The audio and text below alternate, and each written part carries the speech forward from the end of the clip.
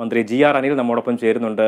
Minister, നമസ്കാരം. ഈ ഒരു വിഷയം നമ്മൾ ആളുകളുടെയൊക്കെ പ്രതികരണങ്ങൾ നമ്മൾ കണ്ടു. വിപണിയിലേക്ക് നോക്കിക്കഴിഞ്ഞാലും വലിയ രീതിയിലുള്ള വിലക്കയറ്റത്തിൽ ആളുകൾ പൊറുതിമുട്ടുന്ന ഒരു സാഹചര്യമുണ്ട്. ഈ ഒരു സാഹചര്യത്തിൽ സർക്കാരിൻ്റെ ഇടപെടൽ ഏത് നിലയിലാണ് ഉണ്ടാവുന്നത് എന്നൊന്ന് വിശദീകരിക്കാമോ? സർക്കാർ കാരണം എല്ലാ ഉൽപ്പന്നങ്ങളും അന്യ സംസ്ഥാനങ്ങളിൽ നിന്ന് കൊണ്ടുവന്നാണ് നമുക്ക് ഇവിടെ വിപണനം നടക്കുന്നത്. കേരളം ഒരു കൺസ്യൂമർ സ്റ്റേറ്റ് ആണ്. അതുകൊണ്ട് തന്നെ അയൽ സംസ്ഥാനങ്ങളിൽ ഉണ്ടാകുന്ന വിലമാറ്റം നമ്മളെ ബാധിക്കുന്ന ഒരു സ്ഥിതിയാണ്. എന്നാൽ ഫലപ്രദമായ മാർക്കറ്റ് ഇന്റർവെൻഷനാണ് ഗവൺമെന്റ് നടത്താറുള്ളത്.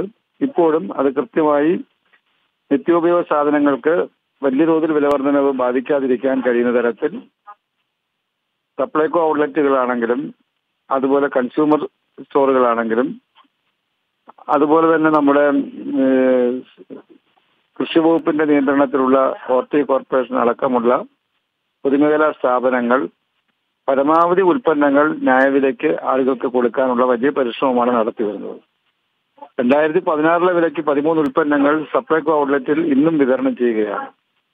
ഈ നിലയിൽ അതോടൊപ്പം അരിയുടെ വില വർധന ഉണ്ടാകാതിരിക്കാൻ അരി റേഷൻ ഷോപ്പുകളിലൂടെ നല്ല ക്വാളിറ്റി, മാർക്കറ്റിൽ 53-54 രൂപ വരെയുള്ള അരി നമ്മുടെ റേഷൻ ഷോപ്പിൽ സൗജന്യമായും വളരെ വളരെ നോമിനലായിട്ടുള്ള റേറ്റിനാണ് എല്ലാ കാർഡ് ഉടമകൾക്കും നൽകുന്നത്. ഈ മാസം അത് കണക്കിലെടുത്തുകൊണ്ട് തന്നെ വീടുകളിൽ സാധാരണ ജനങ്ങൾക്ക് ഉപയോഗിക്കുന്ന പുഴുക്കലരി അടക്കം കൂടുതൽ ക്വാണ്ടിറ്റി കൊടുക്കാനുള്ള നടപടി സ്വീകരിച്ചിട്ടുണ്ട്.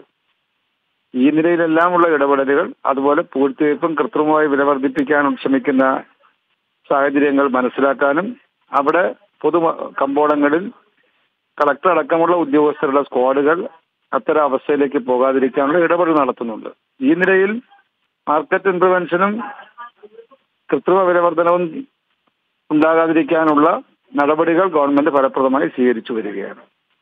മിനിസ്റ്റർ, ഇപ്പോൾ എല്ലാവരും പ്രധാനമായും ചൂണ്ടിക്കാണിക്കുന്ന ഒരു കാര്യം, അല്ലെങ്കിൽ നമ്മൾ ചന്തയിലേക്കൊക്കെ ചെല്ലുന്ന സമയത്ത് നമുക്ക് മനസ്സിലാക്കാൻ കഴിയുന്നത് തക്കാളിയുടെ വിലക്കയറ്റമാണ്. വലിയ രീതിയിൽ ആളുകൾ പറയുന്നത് 120 രൂപയൊക്കെ വിലക്കാണ് തക്കാളി വാങ്ങേണ്ട ഒരു സ്ഥിതി വരുന്നത്.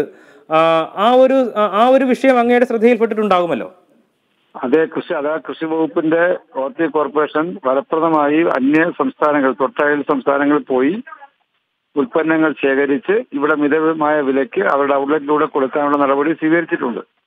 അത് കഴിഞ്ഞ തവണയും തക്കാളിക്ക് വില വർധനമുണ്ടായപ്പോൾ, അതുപോലെ പച്ചക്കറിക്കുള്ള വില മാറ്റം ഉണ്ടായപ്പോൾ ഫലപ്രദമായി ഇടപെട്ടിട്ടുള്ള ഇത്തവണയും ആ നിലയിലുള്ള നടപടികൾ സ്വീകരിക്കുമെന്ന് കൃഷിമന്ത്രി വ്യക്തമാക്കിയിട്ടുള്ള കാര്യമാണ്. അതുകൊണ്ടാണ് ഞാനത് സൂചിപ്പിച്ചത്.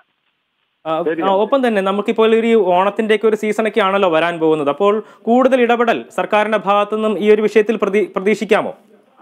അതാണല്ലോ ഞാൻ പറഞ്ഞത്. ഓണം പ്രതീക്ഷിച്ച് ഓണത്തിന്റെ മുന്നിൽ നിൽക്കുന്ന ഒരു കാലഘട്ടമായതുകൊണ്ട് തന്നെ ഈ മാസവും അടുത്ത മാസവും റേഷൻ കടകളിലൂടെ നൽകുന്ന അരിയുടെ കാര്യത്തിൽ പുഴുക്കലരി എന്ന് പറഞ്ഞാൽ ചമ്പാവരി പ്രത്യേകമായി നൽകാനുള്ള നടപടി സ്വീകരിച്ചിട്ടുണ്ട്. വളരെ നന്ദി മിനിസ്റ്റർ, ഈ ഒരു ഘട്ടത്തിൽ പ്രതികരിച്ചതിന്.